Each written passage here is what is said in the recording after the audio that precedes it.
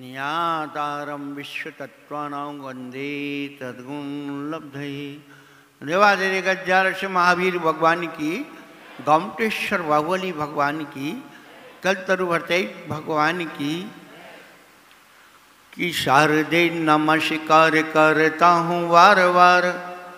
दीजिए समय सार साथ में नियम सार, ज्ञान का रयन सार दे दो प्रभूषण सार। आत्मा का हो सुधार करो मन में उदार, पर में पदारथ सार दे दो पंक्तियाँ आस्तिकाएँ। पाऊँ मैं भी बोध ऐसा रक्षा करूँ षटनिकाय।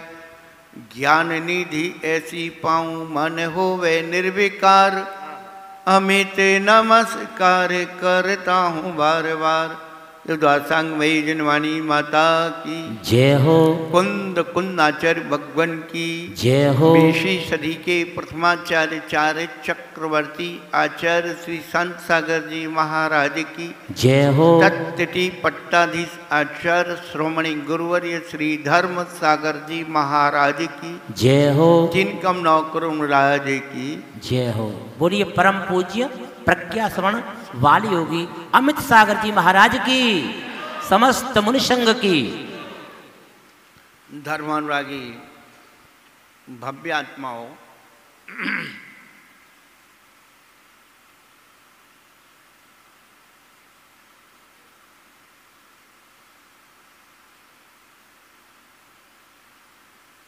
कुमुद चंद्र आचार्य कल्याण मंदिर स्तोत्र में एक बहुत ही बढ़िया बात कहते हैं। अभी आप सिद्ध चक्र भगवान की आराधना कर रहे हैं और पंडित जी ने पुष्पमाल का वर्णन किया था। भक्ति क्या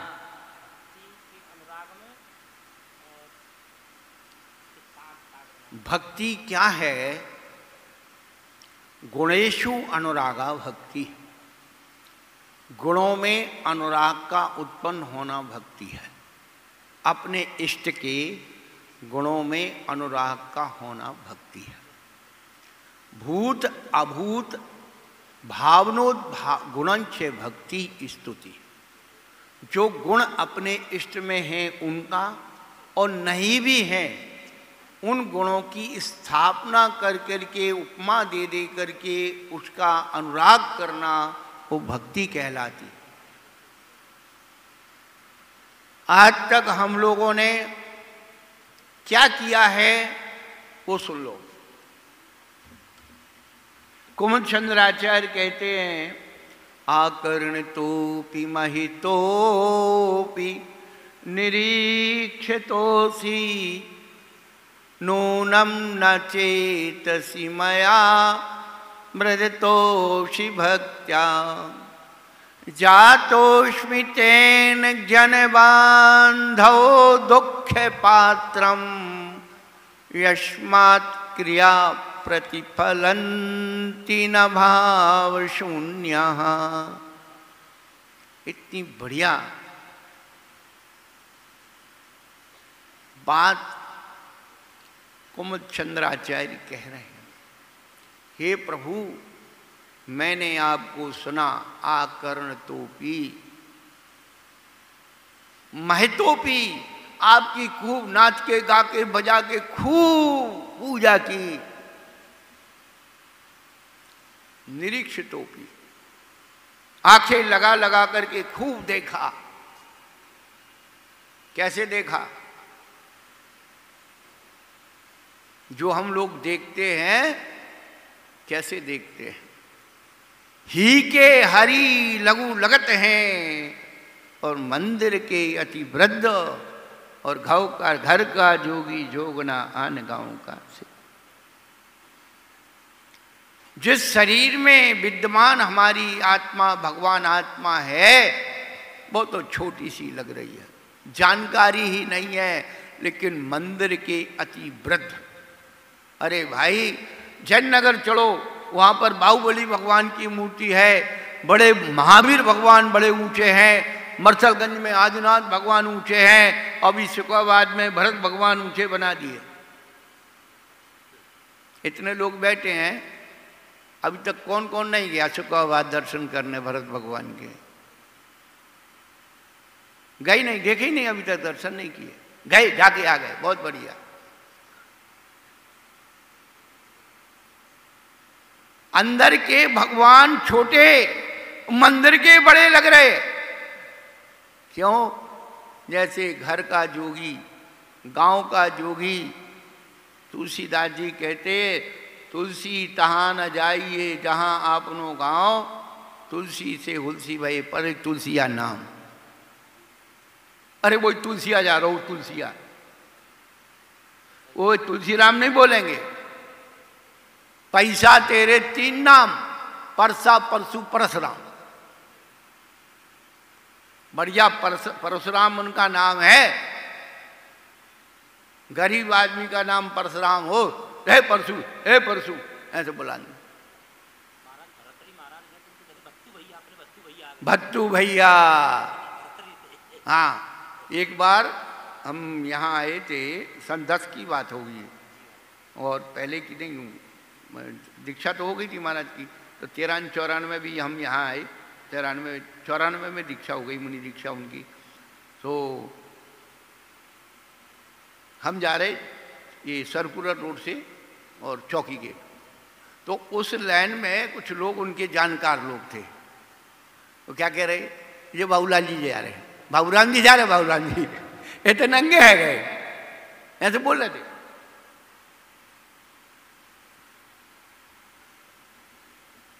निरीक्षितों की बहुत आंख लगा करे, भाई दर्शन करने दो, चलो हमें दर्शन नहीं हो रहा, हटो इधर से, खूब आंखें लगा लगा के। आकर्ण तोपी महितोपी निरीक्षितोपी नूनम न चेतसी मया व्रतोषि भक्त्या। भगवान सब कुछ किया, लेकिन भक्ति से कभी हमने आपको अपने हृदय में विराजमान नहीं किया। इसलिए हे जगत बंधु, हम दुखों के पात्र बने हुए हैं। दुखों के पात्र बनने का मतलब यही है कि आज तक हमने भक्ति के द्वारा भगवान को अपने हृदय में विराजमान नहीं किया। पंडित जी तो भजन गा देते हैं कि तूने आंगन नहीं बुहारा, तूने आसन नहीं बिछाया, कैसे आएंगे भगवान, कैसे आएंगे भगवान। अरे जिस हृदय में भगवान को विराजमान करना है, उस हृदय को थोड़ी साफ तो करो। आप किसी के मेहमान बन के जाओ और जहाँ बैठना हो वहाँ गंदगी पड़ी हो, बदबू आ रही हो, मक्खियाँ भिनक रही हो, बैठने का मन करेगा क्या? नहीं करेगा।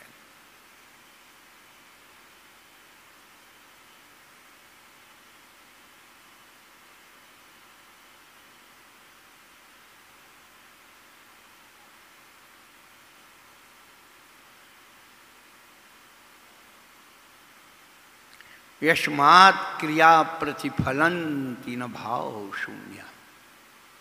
भाव शून्य क्रिया फल को नहीं देती।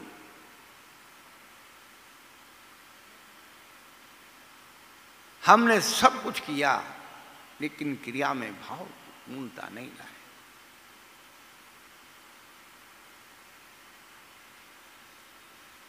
पूजन और दान ये भक्ति मार्ग है।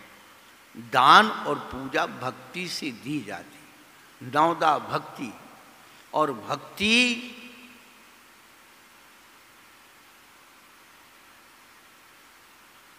अपने इष्ट के प्रति कुछ अर्पण करना, वो भक्ति है। अपने इष्ट को अपने घर बुला करके, या अपने इष्ट को अपने घर बुला करके उसकी खातिरदारी करना, वो भक्ति है। अभी उस दिन बताया था कि अपने घर मेहमान आता है तो क्या करते हैं।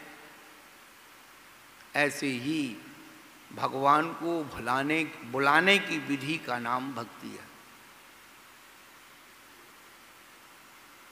भगवान को अपने घर बुलाने की विधि का नाम भक्ति है। कैसे बुलाएं, कैसे स्वागत करें, क्या उनको अर्पण करें।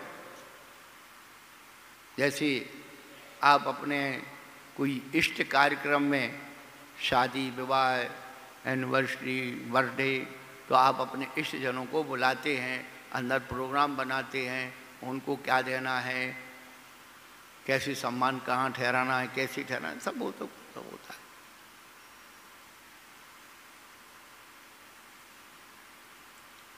तो अपने इष्ट को अपने घर बुलाने की विधि का नाम भक्ति है। आज तक हमने अपने इष्ट को अपने घर नहीं बुलाया है।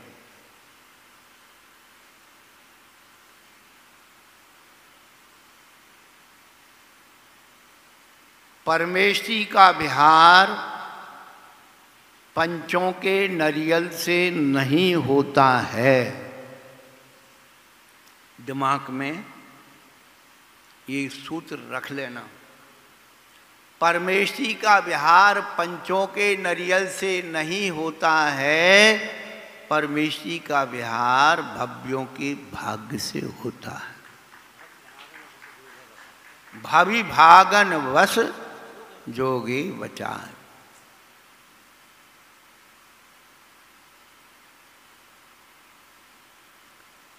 जब साक्षात समोशरण होता है, 12 सभाएं उसमें लगती हैं, और समोशरण से विहार जब भगवान का होता है तो क्या होता है?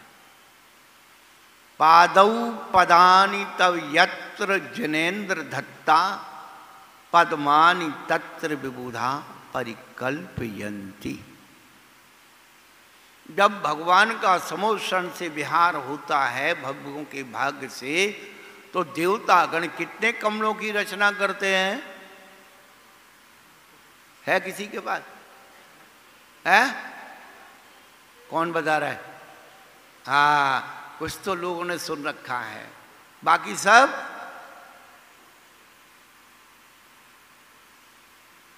दो 225 कमलों की रचना करते हैं।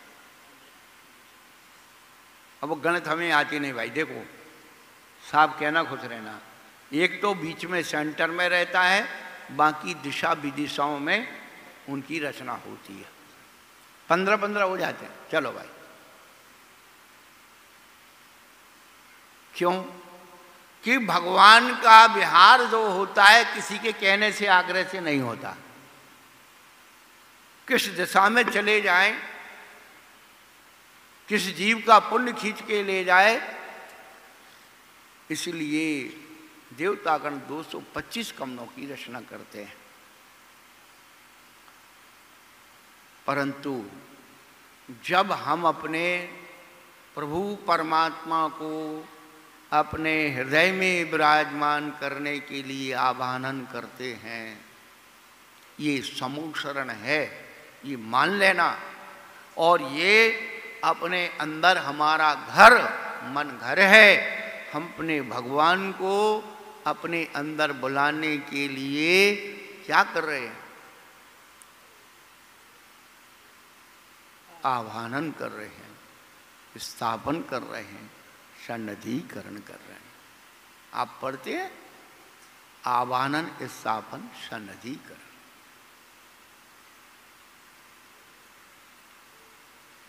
ओम ह्रीम देशात् गुरु अत्र अवतर अवतर शंभोष्टन इत्यावान। तो जब आप भगवान की स्थापना के लिए तैयार होते हैं तो क्या करते हैं? कुछ लोग ठोने का विरोध करते हैं कि ठोने की जरूरत नहीं है। जब भगवान साक्षात सामने बैठे हैं तो ये ठोना रखने की जरूरत नहीं है।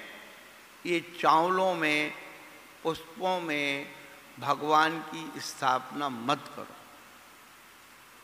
परंतु ये विद्वानों का मत है, हमारे आचार्यों का मत नहीं है। आप ये ध्यान रखना कि चावलों में हम भगवान की स्थापना नहीं करते, पुष्पों में भगवान की स्थापना नहीं करते। पुष्पों में जो हम भावना रखते हैं वो क्या भावना है? तो देवतागण तो 225 कमलों की रचना करते हैं, और जब आप किसी पूजा विधान में पढ़ते हो तो पंडित जी कह देते भैया 3 लौंगे ले लो। क्यों पंडित जी? नहीं तुम अभी तो अभी कह रहे गिनने की आवश्यकता नहीं, पर दूसरी जगह जाओगे कि नहीं 3 लौंग लाइए साहब, 3 पुष्प साबुत लगाइए, निकालिए, बीनिए। हमने ही बचपन से थोड़ी पूजाएं तो थोड़ी सी करी थी, और सुनते आए, फिर विद्वान मिल गए तो वो ज़्यादा बढ़ गए। तो जो 3 का महत्व है वो क्यों है?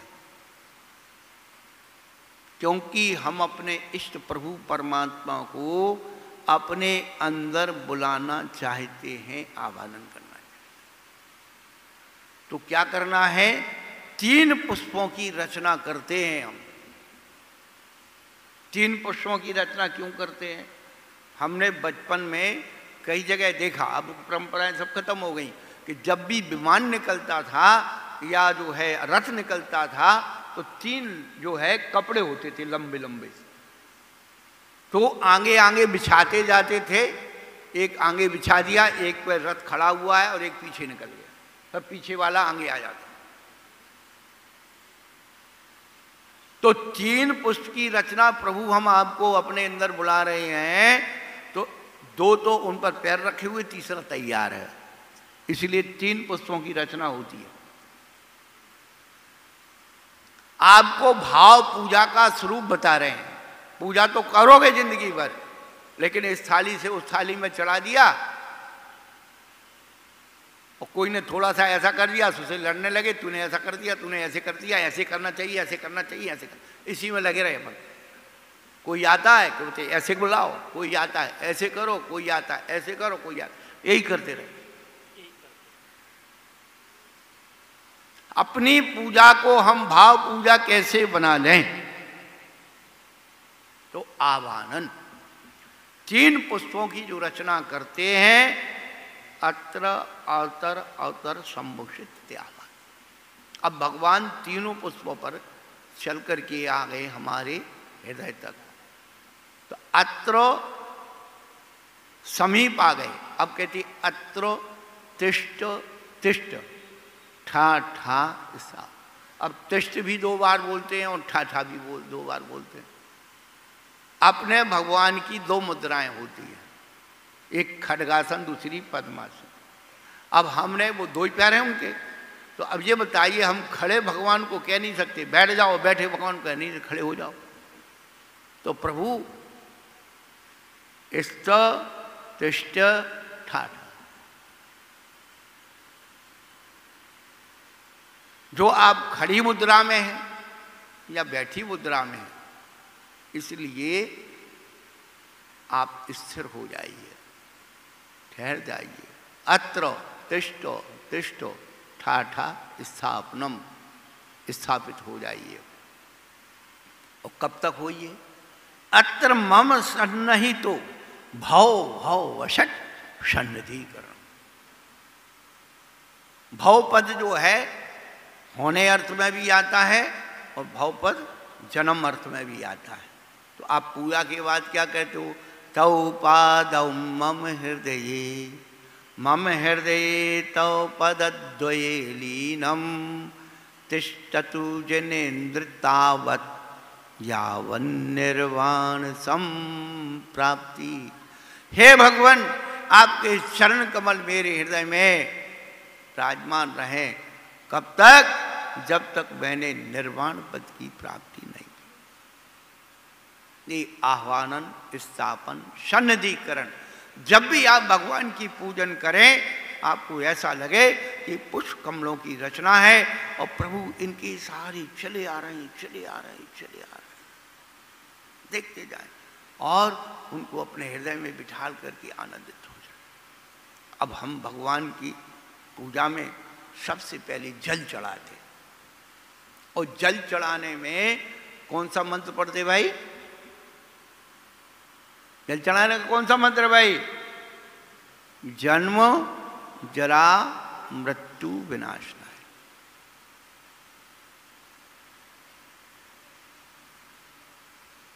जल ही क्यों चढ़ाते? जल के अंदर तीनों पद विद्यमान हैं। जरा होती है, जल से ही मृत्यु होती। तो प्रभु ऐसा जल जो जन्म जरा मृत्यु को विनाश करने वाला है, देने वाला है, और आपने जन्म जरा मृत्यु को नाश कर दिया है, ऐसे जल को हम आपके अंदर, आपके चरणों में अर्पित कर रहे हैं। अब प्रश्न ये होता है कि जो जल चढ़ाया जाता है वो कैसा होता है और किस विधि से चढ़ाया जाता है?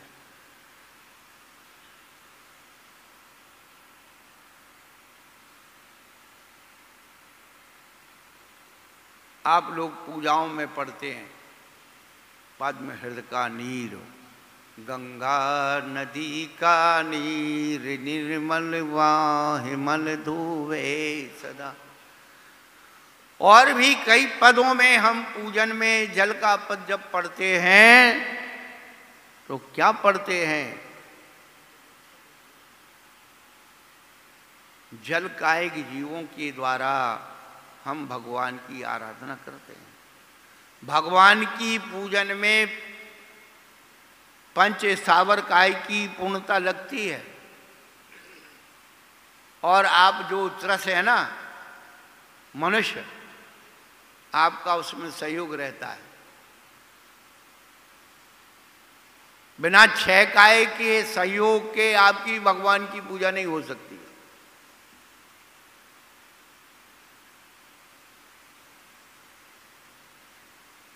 तो जल कैसा होना चाहिए? प्रसिद्ध क्षीरोदरी का नीर या गंगा नदी का नीर, पद्म हृदय का नीर, ये उससे नीर के उद्गम स्थान की विशेषता है। और जल कैसा होना चाहिए? शीतल मिष्ट सुवास मिलाय, पूजो श्री जिनवर के पाय, परम गुरु होय, जय जय नाथ परम गुरु होय। जल कैसा होना चाहिए? शीतल होना चाहिए, मिष्ट होना चाहिए, सुगंधित होना चाहिए। ये तो अब 50 साल से 40 साल से दुनिया भर का हिसाब किताब लगा। मुनि मन समय उज्ज्वल नीर, प्रासो के गंध भरा, भरी कनक कटोरी धीर, दीनी धार धरा। उस जल को कैसी उपमा दी है मुनि महाराज के मन के समान। अब मुनि महाराज का मन क्या होता है, कैसा हो? संजलन कसाय अंतर मुहूर्त की होती है।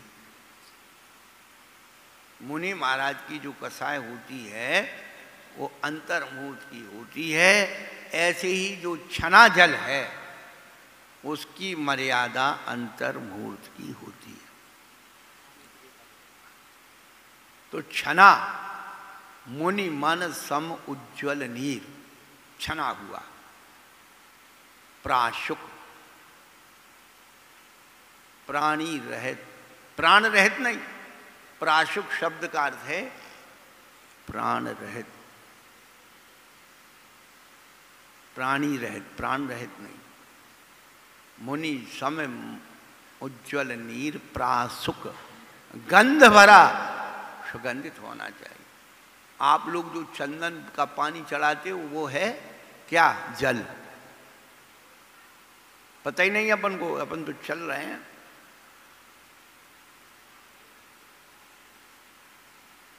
प्राशुक शब्द का अर्थ है प्राणी रहित। मूलाचार के पहले भाग में 17 पेज पर और 27 पेज पर प्राशुक शब्द की परिभाषा आई। विगता, निर्गता, अश्वासा, प्राशुका निकल गए हैं। प्राणी जिससे उसे प्राशुक कहते हैं। प्राण नहीं, प्राण। तो ये जो जन्म जरा मृत्यु विनाशन करने के लिए हम जल चढ़ाते हैं। फिर चंदन का नम, जल सार्वभौमिक द्रव्य है, ये ध्यान रखना। गरीब से लेकर के अमीर तक सब लोग जल के द्वारा अपने इष्ट की आराधना कर लेते हैं। जल के बाद चंदन आता है। क्यों बनाया पूजा का अंग? लौकिक प्रवृत्ति में चंदनम शीतलम लोके चंदनादपि चंद्रमा चंद चंदनयोर मध्य शीतला साग। चंदन को शीतल द्रव्य माना है और हम लोग संसार की ताप से संतापित हैं, संक्लेशित हैं। तो प्रभु हम चंदन के द्वारा आपकी पूजा करते हैं। चंदन की अनेक जाति और प्रजाति होती है। जैसे जल के उद्गम स्थान गंगा नदी, सिंधु नदी, सरयू नदी, प्रसिद्ध नदियों के जल ला करके हम भगवान को चढ़ाते हैं। ऐसे ही मलयागिर चंदन, गौशी चंदन, हरी चंदन, लाल चंदन, पीत चंदन, ये चंदन की जातियां प्रजातियां।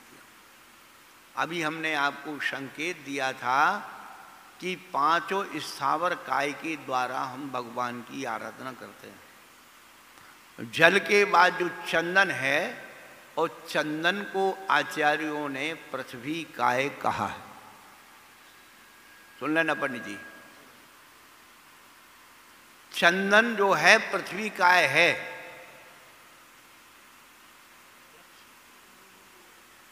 क्या?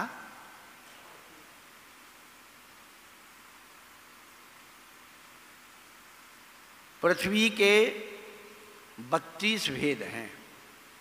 पृथ्वी काय के 32 भेद हैं, उसमें एक चंदन भी है। चंदन जो है, जो चंदन वृक्ष के बीच में, उसमें पूरे पेड़ के अंदर आप देख लेना, आपके यहाँ चंदन का पेड़ नहीं लगाया महावीर जी? एक चंदन का पेड़ पौधा कहीं से मंगा लो और लगवाओ। अब तो बहुत विधियां सरल हो गई, उपलब्ध हो गए बहुत। पूरे वृक्ष में आपको कहीं भी चंदन की खुशबू नहीं मिलेगी। आप उसकी ऊपर की छाल ले लो, उसमें नहीं आएगी। टहनी तोड़ के देख लो, पत्ती तोड़ के देख लो, उसकी फूल में देख लो, उसके फल में देख लो, कहीं भी चंदन की खुशबू होती नहीं। चंदन बनता है बाद में। जब वो पेड़ इतना मोटा हो जाता है, तब उसके अंदर इतना सा चंदन निकलता है, अंदर बिल्कुल बीच में, सेंटर में। असली चंदन की पहचान है, चंदन की लकड़ी को पानी में डालोगे, वो लकड़ी नीचे जमीन में बैठ जाएगी, डूब जाएगी। आजकल मंदिरों में चंदन ही नहीं दिखता। पहले हमने जो अनुभव किया कि चंदन घिसा जाता था सवेरे शाम, सवेरे घिसते थे और मंदिर बंद हो गया, चंदन का अंगूठा रखा है, और शाम को जैसे दरवाजे खुलते थे ऐसा लगता था, वो महक, ऐसा लगता था सुगंधी को पीते थे। दिमाग में वो खुशबू जाती थी और शांति, मानसिक शांति आती। तो चंदन जो है पृथ्वी का है, ये समझ लेना, लिख लेना अपने पास। और उसकी गंध जो मिलाई जाती है, तो चंदन का जो पेड़ है, मैं आपको और 2-3 बातें बता देता हूं कि चंदन का पेड़ डायरेक्ट नहीं लगता बीज से। उसका जो फल होता है करौंदे के जितना होता है। तो प्रारंभ में और जब फल बनता तो हरा रहता है, लेकिन जब पूरा पक जाता है तो जामुन जैसा उससे भी ज़्यादा काला हो जाता है पक करके। और एक काली चिड़िया होती है, वो चिड़िया उस फल को खाती है, तो गूदा तो अंदर पचा लेती है और वो उसका बीज होता है वो उसकी बीट के द्वारा नीचे गिर जाता है। वो बीज कहीं मिट्टी में हवा के द्वारा दब जाता है और वहीं अंकुरित हो जाता है, वहाँ चंदन का पेड़ हो जाता है। अब बचपन में ये सुना है कि भाई चंदन के पेड़ पर सर्प लटका रहता है, सुना था कि नहीं? हाँ सुना तो है, लेकिन हर चंदन के पेड़ पर, हरे चंदन के पेड़ पर कभी भी सर्प आता नहीं। गंदी नहीं है तो कहां से आए? तो कौन से चंदन के पेड़ पर आता है?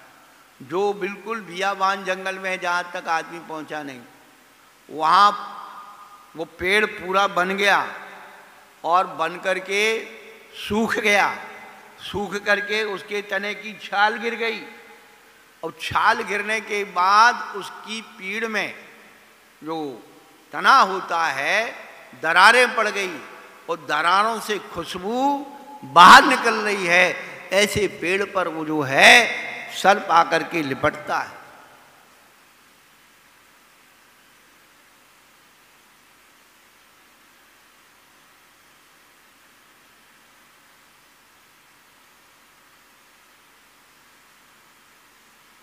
तो चंदन चढ़ाने के लिए आप क्या करते हैं? केसर घसों कपूर मिलाएं। चंदन के मूठे को केसर और कपूर से घिसना चाहिए। पूजो श्री जिन भर के पाए।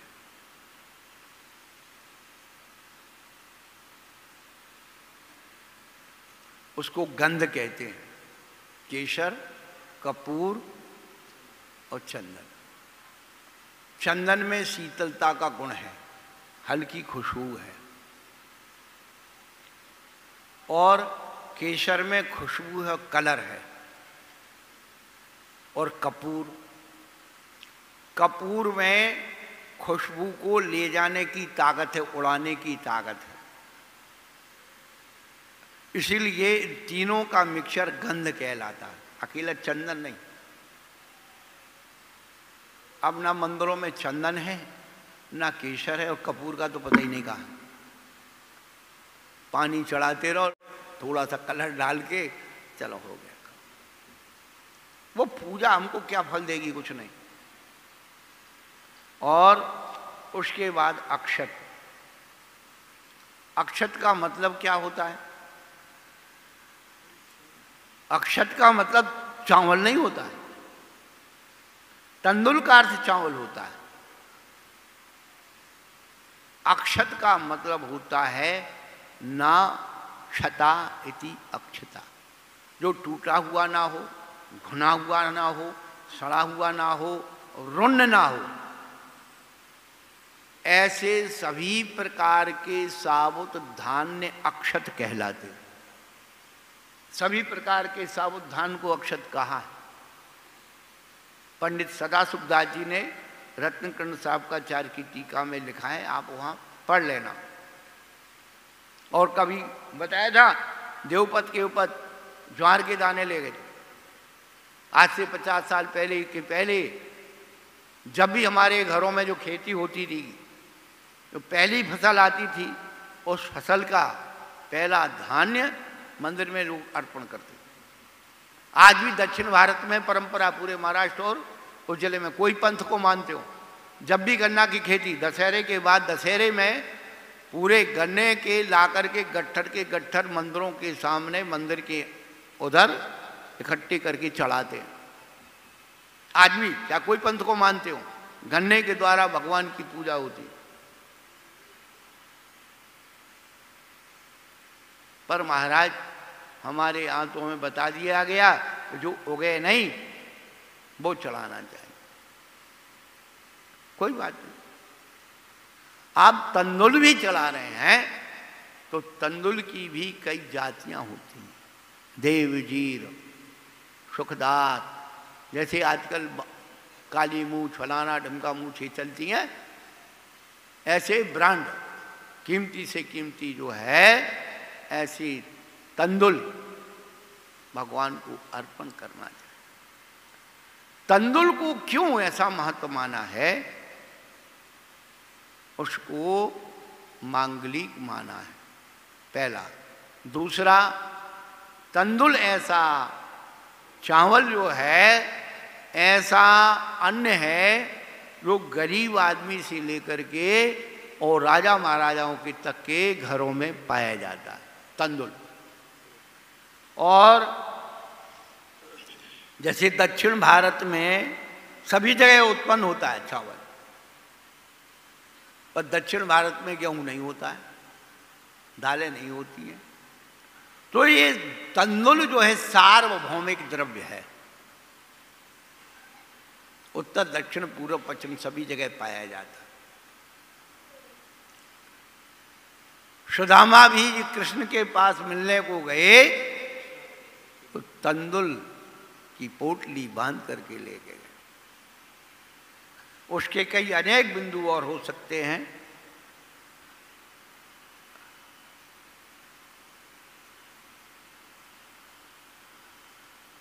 उसके बाद पुष्प आता है। पुष्प, श्रग, दाम, ये सब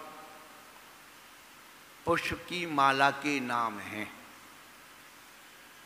अभी आप पढ़ चुके होंगे शायद चौथी पूजा में। कौन सी?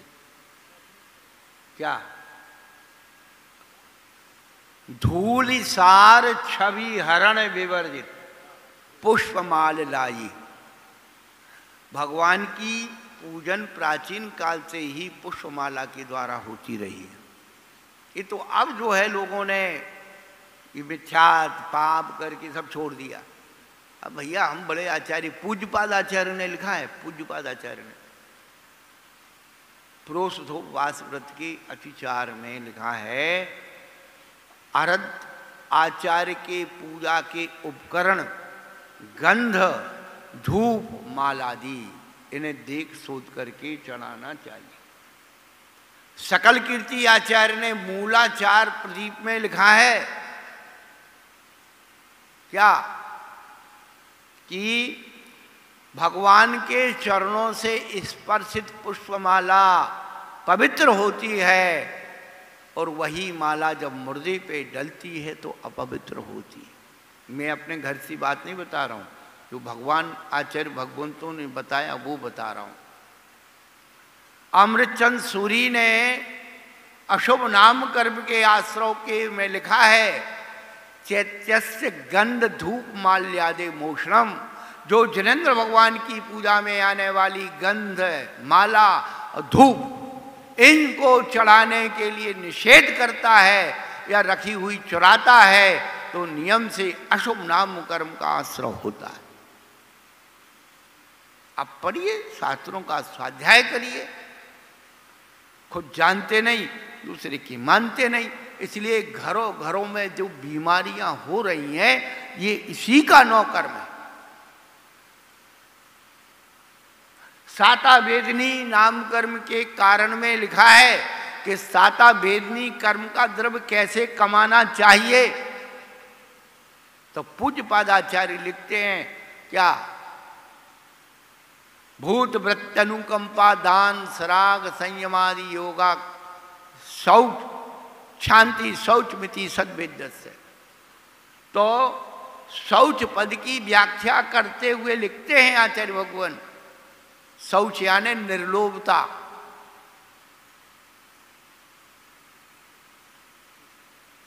वे शौच के कौन से प्रकार हैं जो उससे साता वेदनी कर्म का आश्रय होता है। तो व्यक्ति अपने द्रव्य को अर्हत पूजन तत्परता, बाल वृद्ध तपो वैयावृत्त करण, दान और पूजा की विधि से ही व्यक्ति तीव्र साता वेदनी कर्म को पा सकता है।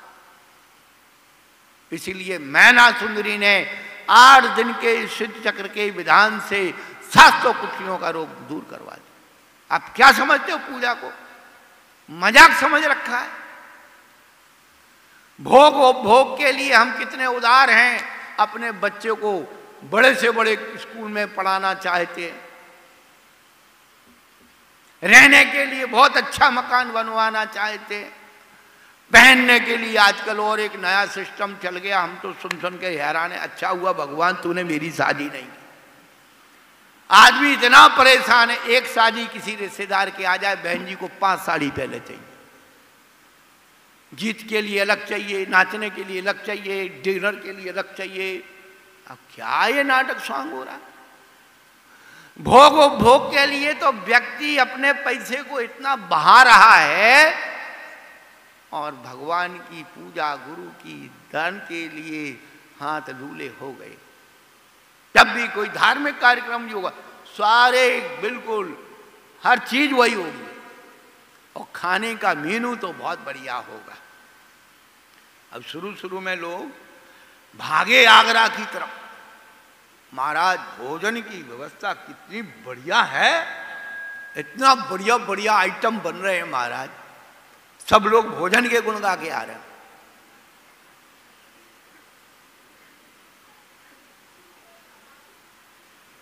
बंधु, आज नहीं तो कल तो समझ में आएगा।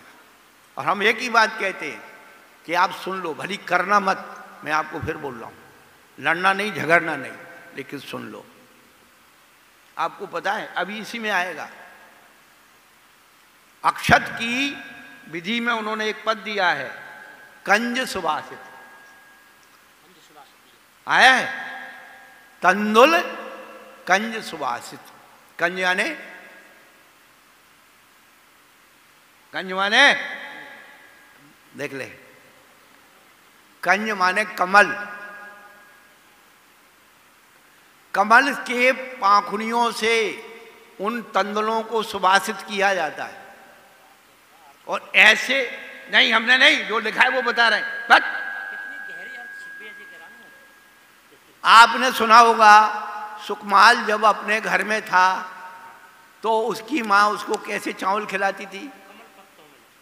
कमल की पाखुड़ियों में रख करके शाम को बंद कर दिए जाते थे, वो नरम और सुभाषित होते थे, उसके बाद उन्हें पका के उस सुकमाल को खिलाते।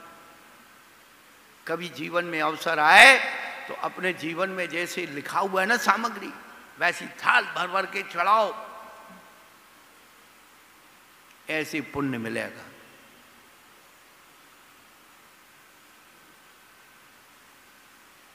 तो उस पूजा में, शिवचक्र विधान की पूजा में क्या लिखा है? संत कबीलाल ने धूल सार छवि हरण विवर्जित पुष्पमाल लाई। समोषण का धूलसार कोट, जो अनेक प्रकार के रंग बिरंगे रत्नों से रंगा हुआ है, बना हुआ है, उस धूलसार कोटि की भी छवि को उस पुष्पमाल ने क्या किया? छवि हरण, छवि को हरण करके और छवि विवर्जित, छवि रहित कर दिया। डबल प्रयोग किया है, हरण और विवर्जित। जैसे किसी को शस्त्र छुड़ा करके और शस्त्र रहित कर दिया। आपके चरणों में चढ़ने वाली। आज भी किसी भी देश में चले जाओ, बहुत सारे देशों की परंपरा नष्ट हो गई, लेकिन किसी भी पंथ को मानने वाला हो, जब चतुर्दशी या क्षमावाणी के दिन में धारा होती है तो पूरी पांडुशिला को पुष्पों से, मालाओं से रंग दिया जाता है, रख दी जाती हैं। कोई लौंग की भी रख देते हैं, कोई कागज की टांग देते हैं, प्लास्टिक की टांग देते, कोई सचमुच की टांग, और उनकी बोली लगती है। माला का मतलब क्या होता है पता है आपको? माला का मतलब होता क्या है? मां माने लक्ष्मी, ला माने लाती ददाती थी माला। जो लक्ष्मी को लाती है, लक्ष्मी को देती है, उसका नाम माला है। इसीलिए पूज्य विमल सागर जी महाराज के पास दुखी जीव जाते थे। महाराज दुखी हैं, व्यापार नहीं चल रहा, बीमार हो रहे। महाराज कहते 1.25 लाख माला फेरो, लाल कपड़ा, लाल आसन, लाल दीपक, फलाना डबका, इतनी रात के फलाना, लगे हुए थे लोग। आज भी जो माला होती है ना भगवान के चरणों की स्पर्शित माला, लोग लाखों लाखों की बोलियों में लेते हैं और अपने नाती को, पोते को, पुत्र को, छोटे छोटे बच्चों को उनको पहनाते। उनका पुण्य बढ़ता है, निरोगता आती। भगवान की अर्चना पूजा में लगने वाले द्रव्य को हमने हीन कर दिया और भोग को बढ़ा दिया। असली निर्लोभता ये है कि आप अपने द्रव्य को अनंत भगवान की पूजा में अच्छे से अच्छे। अरे हम ये नहीं कहते कि आप गीले चढ़ाओ, सूखे भी अच्छे चढ़ा सकते हो। चावल ला सकते हो, 120-150 रुपया किलो के लाओ ना, किसने मना किया?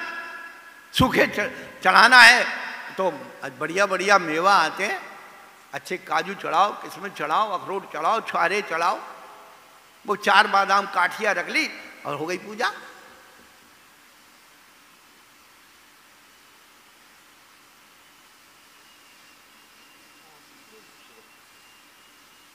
साबद्ध लेशो बहुपुण्य राशो, समंत भद्राचार्य ने लिखा है।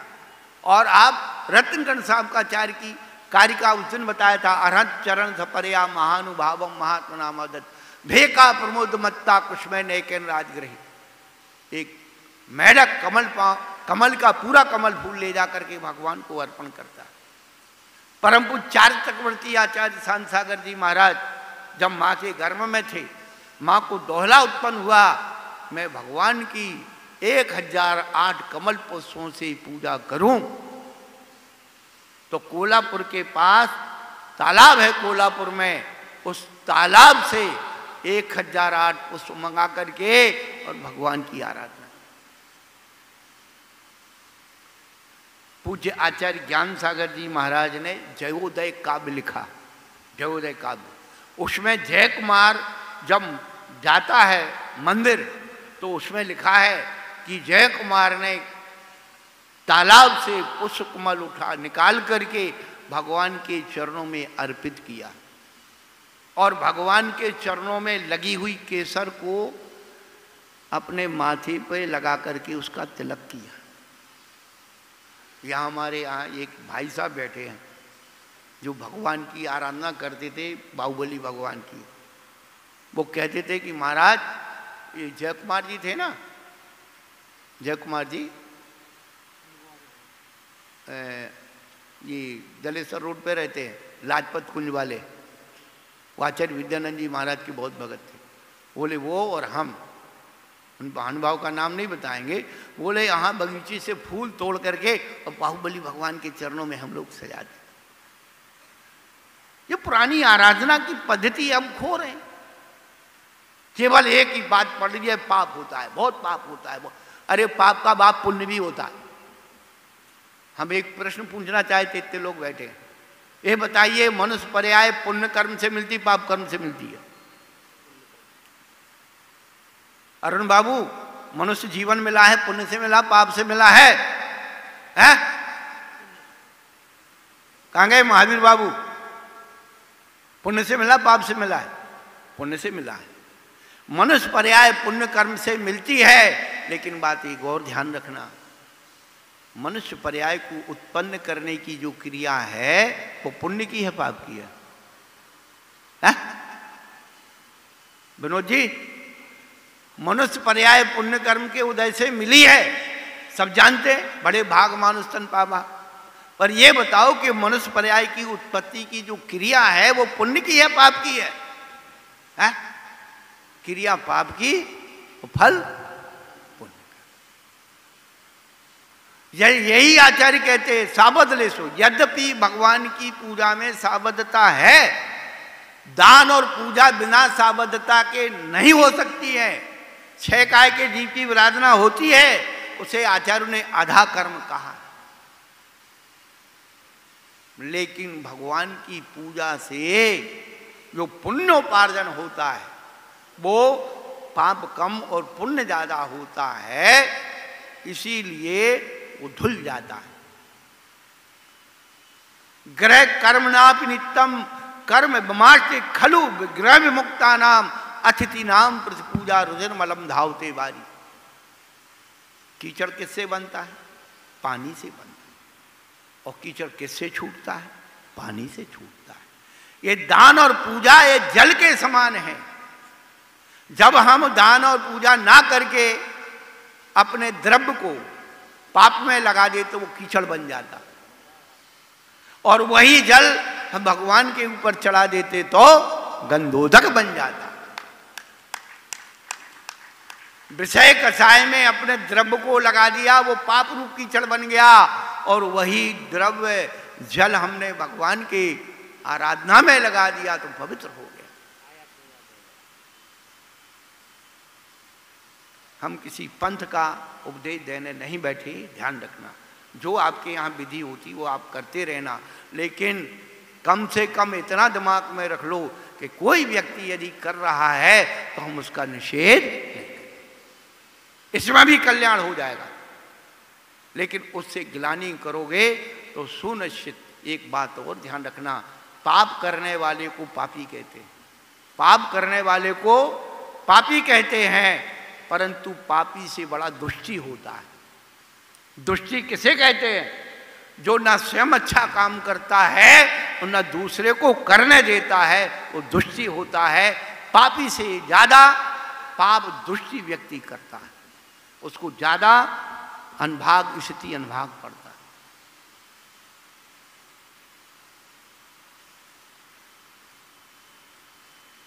बहुत सारी प्रमाणता ग्रंथों में दी है। उसके बाद नैवेद्य तो सब जानते हैं, षटरस उसके अंदर होते हैं, पांचों स्थावर का समीकरण उस पर होता है। पृथ्वी काय में नमक व्यंजन रूप में आता है, जल के बगैर वो बनता नहीं है, अग्नि के बगैर पकता नहीं है, और वनस्पति काय का गेहूं आटा जो भी है वो सब वनस्पति का। और दीप तो रत्नों का दीप होता है। हाँ, घृत का है, कपूर का है। इन सब में वो प्रकाश के द्वारा हम आराधना करते हैं, अग्नि काय के द्वारा आराधना करते हैं।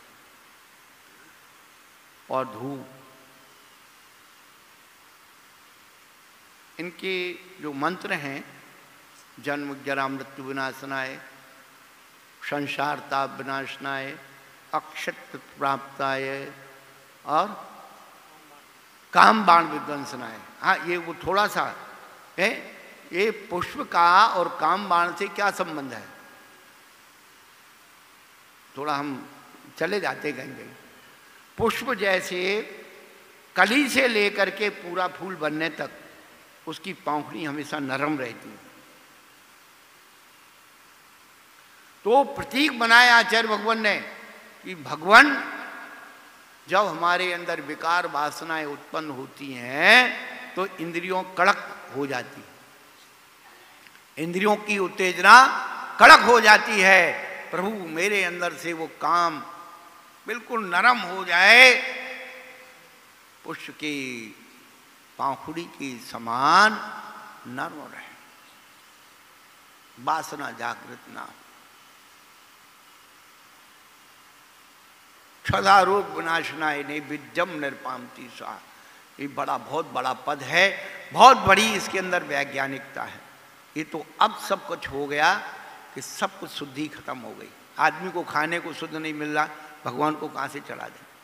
परंतु 50 साल पहले तक हम लोगों ने, हम गांव में रहे, हमें पता है कि जब भी घर में कोई पर्व त्यौहार आता था, व्यंजन पकवान बनते थे, हम लोग तो बच्चे, बन गया तो खाओ, लाओ दो।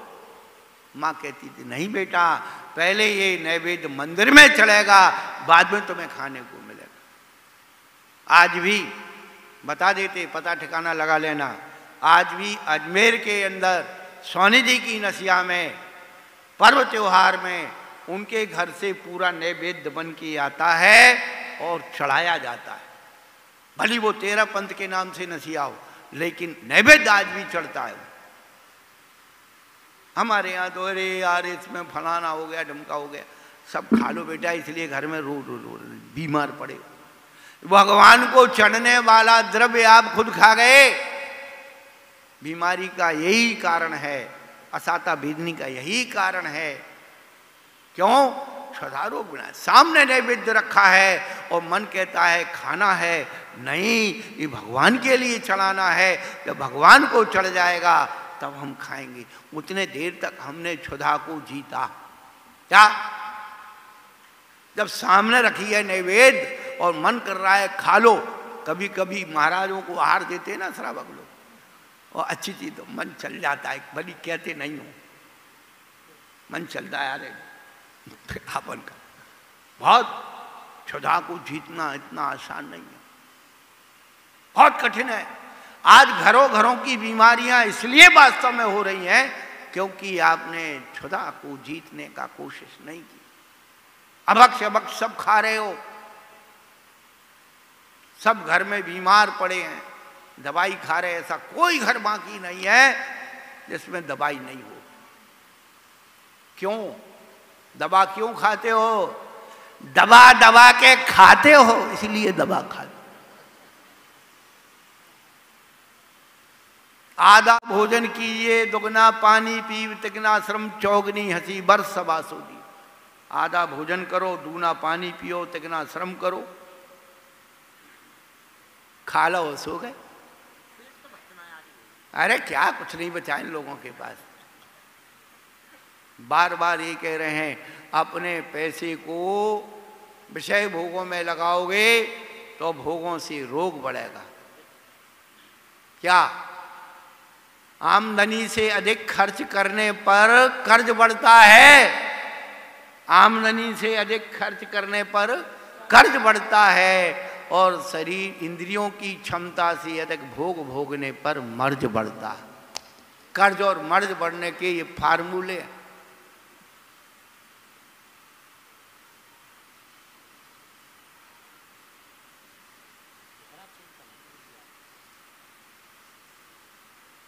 कम खाना और गम खाना, ना हकीम पर जाना ना हाकिम पर जाना। कम खाओगे बीमार नहीं पड़ोगे, गम खाओगे झगड़ा नहीं होगा। तो ना हकीम पे जाना पड़ेगा ना हाकिम पे जाना पड़ेगा।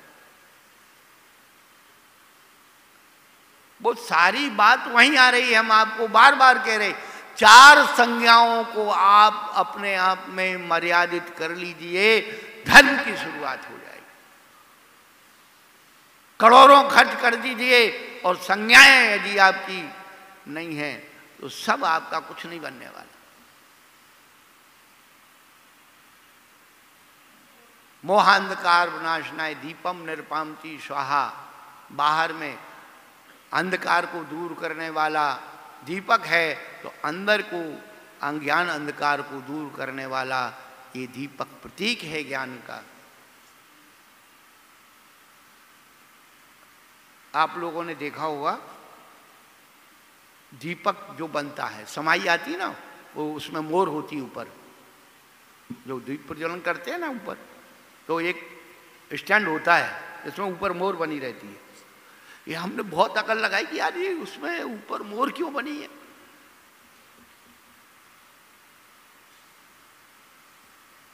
क्या कारण है? देखिए, ज्ञान जो दीपक जो है ज्ञान का प्रतीक है।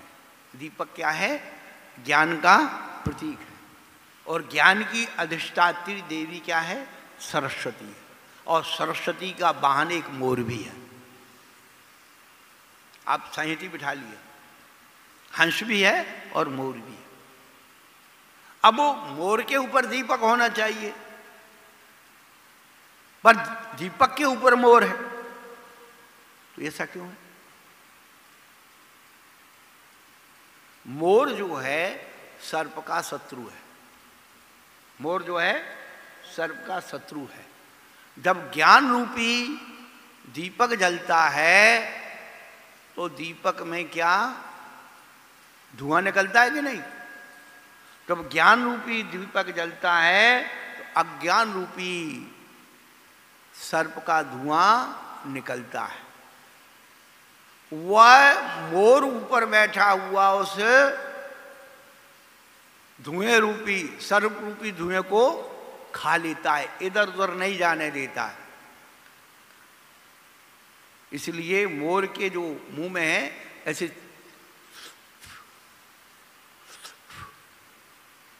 जो सिगरेट बीड़ी का धुआं निकालते हो ना, ऐसा वो धुआं उसको वो अज्ञान रूपी सर्प जब निकल के भागते हैं तो उनको जो है मोर रूपी जो है वो चिन्ह उसे भक्षण कर लेता है कि कहीं ये दूसरे को जाकर के और दसे ना। इतना बढ़िया प्रतीकात्मक चिंतन उस चीज का। और अष्टकर्म दहनाय धूपम निर्पामती स्वाहा। धूप का और 8 कर्मों का संबंध क्यों है? अष्टांग दशांग धूप होती है और खाई जाती है। एक दिन हमारे पूज्य सुधा सागर जी महाराज बता रहे थे कि धूप जलाने में कोई पाप नहीं है। नंदीश्वर दीप में अखंड और समोषण में अखंड दीप धूप घट होते हैं और धूप खाई जाती अखंड। आपको बीमारी हो रही है इसीलिए, अरे साहब एलर्जी हो जाती है धुएं से, फलाना इतना सोने का काम करवा लिया है वो काला पड़ जाएगा। आप दक्षिण भारत के मंदिर देख लो, कहीं सोने का काम नहीं, पत्थर के बने हुए हैं बढ़िया बढ़िया, और खूब धूप जलती है और खूब दीप जलता। वो पत्थर मजबूत हो जाता है दीप और धूप की गंध से, सुगंधित हो जाता है। पर ये जो चीज है कि 8 कर्मों का धूप से क्या संबंध है? अभी क्या चल रहा है, सर्दी के दिन आ गए, मटर आ गया बाजार में, आ गया ना मटर, और आप अच्छे से खा लो, बढ़िया छौंक लगा हुआ, और पेट में जाने के बाद फिर वो गैस बनाता है, और फिर जब निकलती है गैस, अरे क्यों हंस रहे भाई?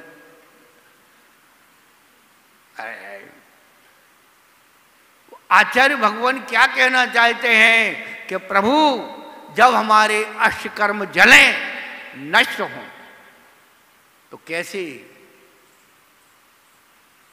उनका प्रभाव हो। जैसे सुगंधित धूप जलती है तो सुगंधी फैलाती है, आकर्षित करती है, ऐसे प्रभु ये दुष्ट कर्म जलें तो सुगंधित होके जलें।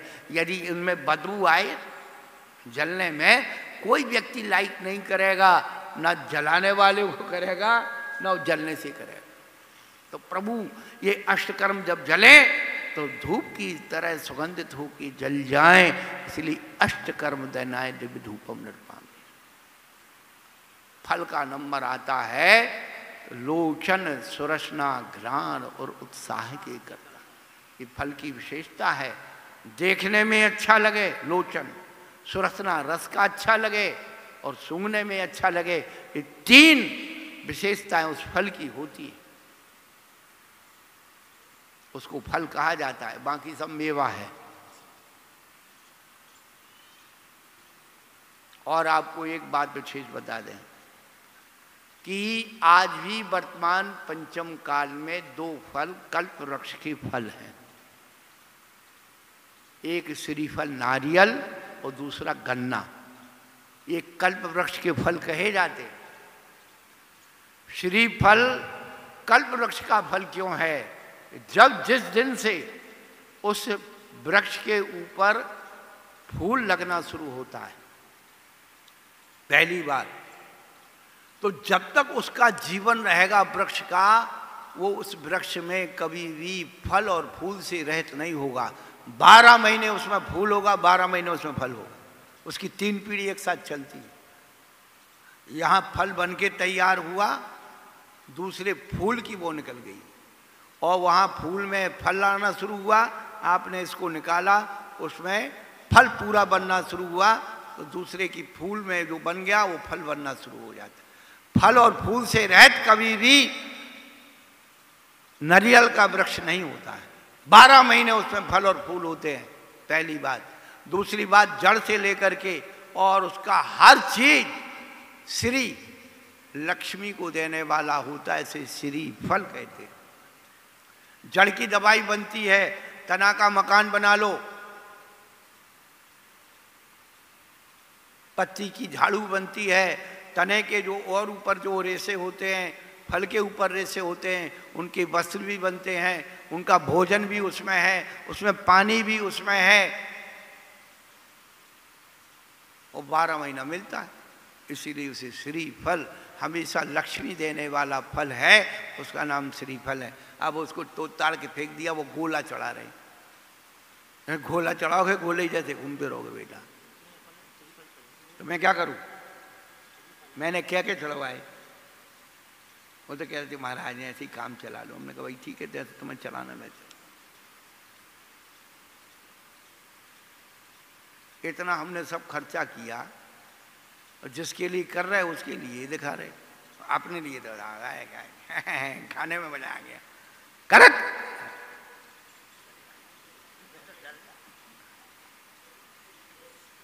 श्रीफल और अर्घ के बारे में हमने कल बताया था।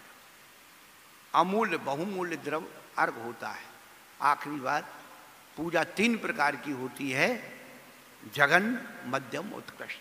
ये आपको विशेष रूप बात बता रहे, आपको कोई नहीं बताएगा। अर्घ शब्द का अर्थ हमने बताया था बहुमूल्य द्रव्य और पूजा का प्रकार। जो व्यक्ति अपने जल चंदन आदि ये सामान्य पूजा करता है, ये सब जघन्य पूजा है। और सिद्ध चक्र और ये कल्पद्रुम, इंद्रध्वज, सर्वतोभद्र, सारे जो विधान है ये मध्यम पूजा है। और उत्कृष्ट पूजा कौन सी है पंडित जी? नींव से लेकर के और शिखर तक अपने द्रव्य से मंदिर बनवाना, पंच कल्याणक पूजा कराना और फिर महामस्ताभिषेक कराना, ये सबसे उत्कृष्ट पूजा है।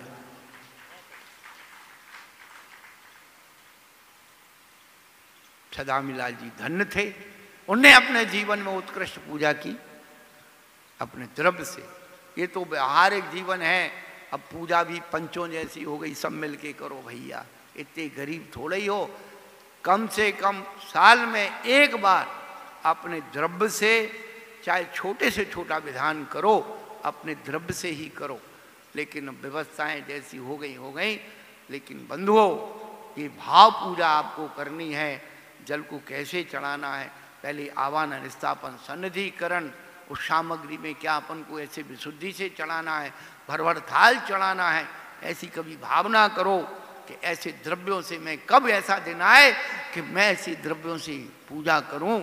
ऐसे व्यक्ति ही स्वधर्मेंद्र बनते हैं, ऐसे व्यक्ति ही नंदीश्वर द्वीप में जाकर के पूजा करते हैं। ऐसे नहीं इधर चला दिए और हो गए काम। तो बंधुओं, यदि किसी को बुरा लगा हो तो क्षमा करना। जो हमारे आचार्यों ने लिखा है वो बात बताने का हमारा अधिकार बनता है, कर्तव्य बनता है। यदि हम अच्छाई को छिपा लेंगे, कभी ना कभी जब आपके मन में आएगा आप कहेंगे महाराज इतनी अच्छी बात आपने हमें नहीं बताई, आप बताते तो कम से कम ऐसा कर लेते। नहीं भी कर पाओ, लेकिन कभी ऐसा अवसर आए, माहौल मिले तो आप करना। ये पूजन जिन पूजा सम पुण्य न दूजा, यह श्री जिन आगम बढ़नी, कोटि काम को छोड़ भविक जन सिर जी की पूजा कर। जो नर प्रभु पूजा करें ते हैं इंद्र समान, अरे मनुज मजूरी देत है तो क्यों ना दे भगवान। इस पूजा का बड़ा महत्व है। तो अरहंत पूजन तत्परता, बाल व्रत, तपो वैयाव्रतकरण, ये तीव्र साता वेदनी कर्म के आश्रव के 9 कर्म हैं। ये 9 कर्म कमाने के, शुभ पुण्य कर्म कमाने के ये 9 कर्म है। इनको हम विधि पूर्वक करें तो सुनिश्चित है अपना सबका कल्याण होगा। महावीर भगवान